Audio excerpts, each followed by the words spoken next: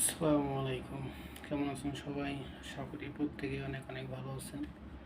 So যারা নতুন বিদেশ আসতে চাচ্ছেন, বিশেষ করে সৌদি আরবে, উম, সৌদি আরবে সবচেয়ে বেশি প্রবাসী থাকে, বাংলাদেশি প্রবাসী। সো প্রত্যেকেই একটা জিনিস মাথায় রাখবেন, যে অনেকেই বলে যে আমি আমার মামারে ধরে আসছি, আমি আমার খালুরে ধরে আসছি, আমি আমার চাচারে ধরে আসছি, আমার বিশ্বস্ত বিশ্বস্ত লোক আছে তারে ধরে আসছি। আসলে এই বিদেশে ভাই কেউ বিশ্বস্ত নাই। সে যেই হোক, আপনার যত আপন লোক হোক।